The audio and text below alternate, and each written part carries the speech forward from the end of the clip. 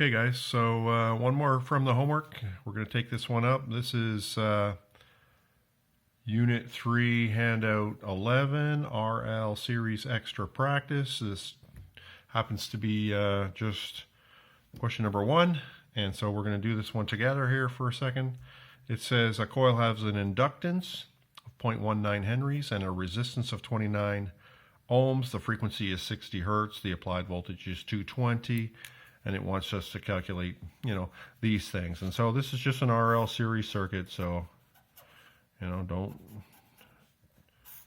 despair. This is what the circuit looks like.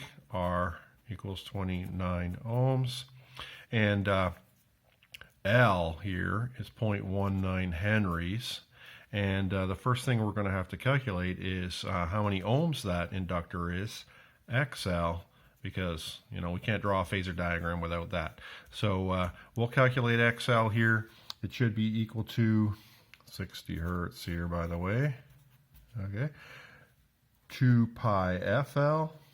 And so if I do 2 times pi times 60 times 0.19, let's try that for a second here. 2 times pi times 60 times 0.19, we get 71.62 or 63, I guess, 71.63 ohms.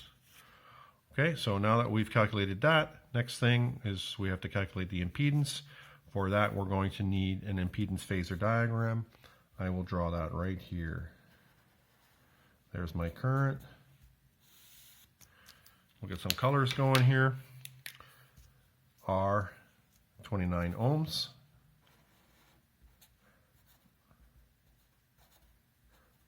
R always being on the horizontal line. XL drawn with the current leading by 90. I'm going to move it tip to tail. Whoops, it's really long. Whatever. XL here, 71.63 ohms. Z is going to be the phasor sum of the two. It's going to be a line right there. There's Z right here. And I'm going to calculate it, the usual way. Z is equal to the square root, 29 squared plus 71.63 squared. And so if I calculate that, 29 squared plus 71.63 squared equals root 77.28.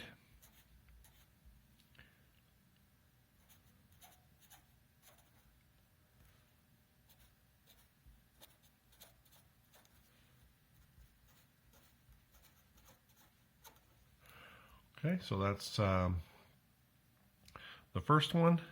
Now we're going to see if we can calculate the current. I'm going to use Ohm's law to calculate. I is going to be E over Z. This is B. This is A, right? The voltage in the circuit is 220. Z is 77.28. And, I still get, from time to time on a test, I'll get a student thinking that I is equal to E over R. Yeah, that was level 1. All right? This is level 2. I is equal to E over Z. All right, so don't be thinking that you can use Ohm's law from level 1 to figure out what's going on in level 2. Z is RT, or the same as RT. So you got to use the total voltage and the total impedance. 220 divided by 77.27, 28, I guess you could say, 2.847 amps. 2.847 amps. Okay, next thing we're going to do is calculate, whoops, I guess I'm all screwed up here. This is B. This is C. Now we're on D. EXL. That is going to be the voltage dropping across the inductor. It is going to, E is equal to I times XL.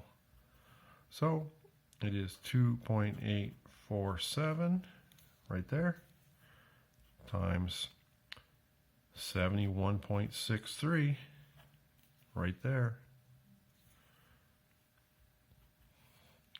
2.847 times 71.63 equals 203 volts, 0.9.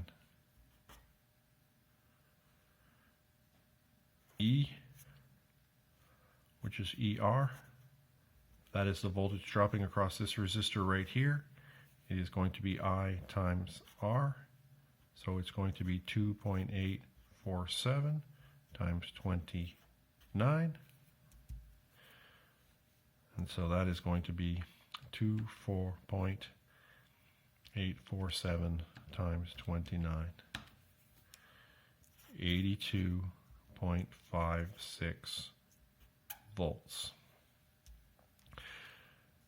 Finally, the phase angle, whoops, this is going to be F. It's going to be the opposite over the adjacent, inverse tan.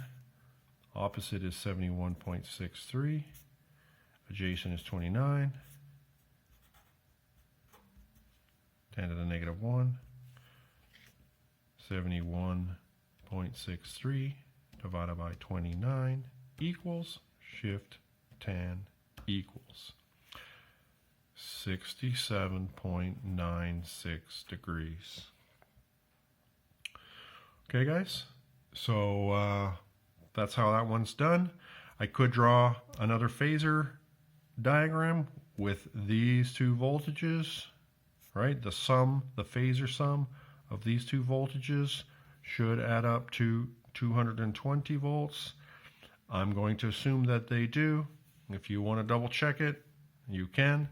If you want to, you can calculate the angle using those two phasors as well. It would be opposite over adjacent, inverse tan, should also come out to 67.96 degrees. All right, guys, so this is Eric saying so long for now.